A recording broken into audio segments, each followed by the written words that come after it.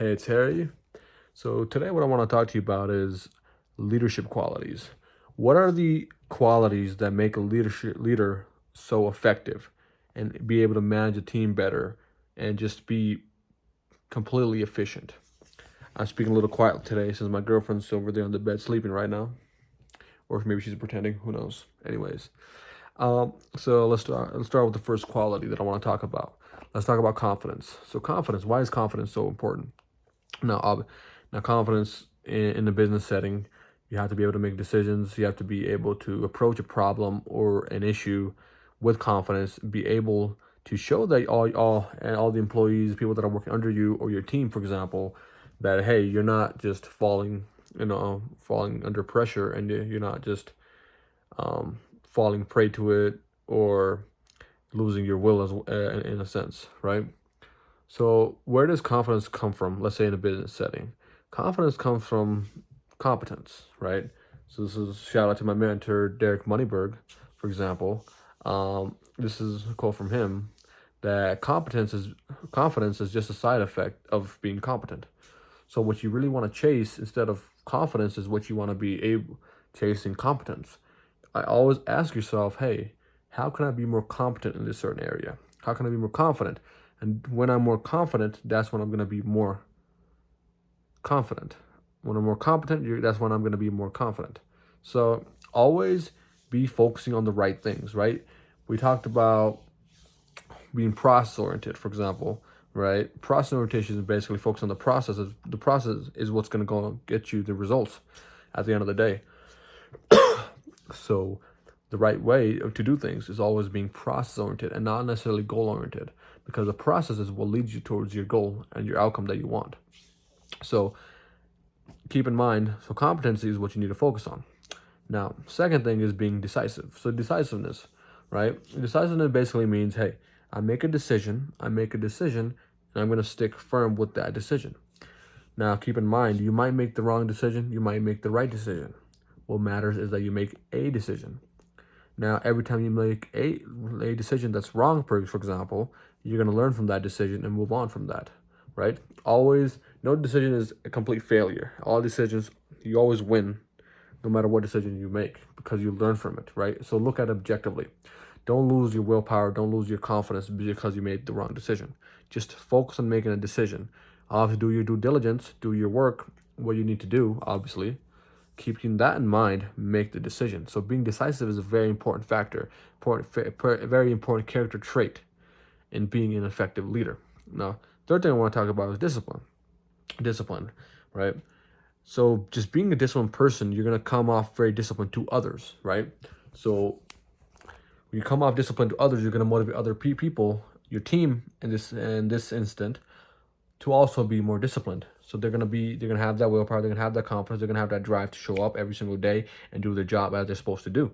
That's ideally what you want, right? Show that discipline. Show up every day. You are the CEO of your own life, right? So you decide. You decide to create that sort of culture in your team, in your workspace, right? And that's ideally what you want to do. Now, the fourth thing I want to talk about is obsession. This may sound a little counterintuitive, sound a little controlling, sound a little manipulative, but hear me out for a second. Obsession, in a sense, when you're obsessed with something, you have this like goal, this desire to achieve something. You're gonna be obsessed.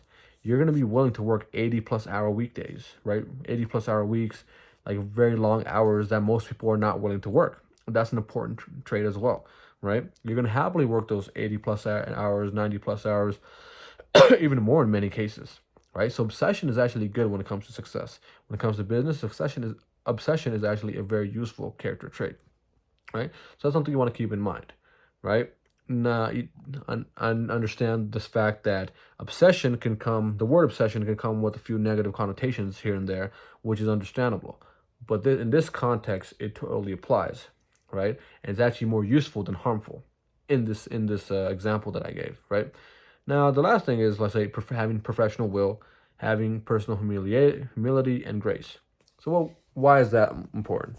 So keep in mind these are very rare qualities a lot of people do not have, right? So being humble, humility, grace, these are only going to help you. Why will that help you? Because we need to keep in mind, right? As people, as business owners, as leaders, we think that, hey, I'm gonna give my employee a bonus check, or pay him a little bit more, right? Or just motivating by the basic human needs, and that's good and all that, and it does make you an effective leader. It does help. However, it doesn't really get you to a point where you're a great leader. You're not really a great leader per se, because you need to know these things. Hey, me being humble, showing good character traits, is also going to go a long way, because at the end of the day, people in general, they're not just motivated by food or shelter, things like that. You also have to motivate their spirit, and the way you do that is showing those good character traits, right? So they believe in something higher, believing in a higher power, not necessarily, but just believing in a higher consciousness state, right? Having a higher having a higher self, focusing on something bigger than themselves. And that's what people need. That's what you need to show your employees, your team, people that work for you. That's what you need to show them, right? I personally, well, also work on this humble quality, but also showing my employees that, hey, this is what I'm about, this is what I'm doing, but I'm not going to brag about it. I'm going to show up every single day. This is what I'm going to do every day. And that's what you should be doing, right? You do your work the best you can in that moment. So don't worry so much about all the rest. Hey, you show up, you get the job done. You show them discipline, you show humbleness. You don't brag about your successes. Your work will brag for you. Your competence and your outcomes and the results that you produce will do the bragging for you. As a matter of fact, your team will also do the bragging for you. You do not brag about your accomplishments, right? So that's a very rare trait that most people do not have. And understand, you're probably gonna be very, very incredibly tempted to brag about your accomplishments, and very well so. It's very true. You're gonna want to brag. That's totally normal. It's a totally normal human response. But understand, when you're trying to be a great leader, that's something you kind of have to drop, right? You have to let go of that desire to brag. Let others brag for you, right? And understand, have that sense of grace and keep that going, right?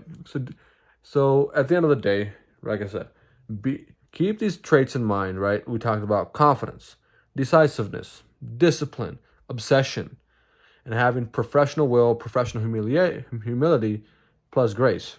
Having these qualities is what's going to make you a great leader, right? Do the best you can in that moment. When you got a job to do, you do the best job that you can do.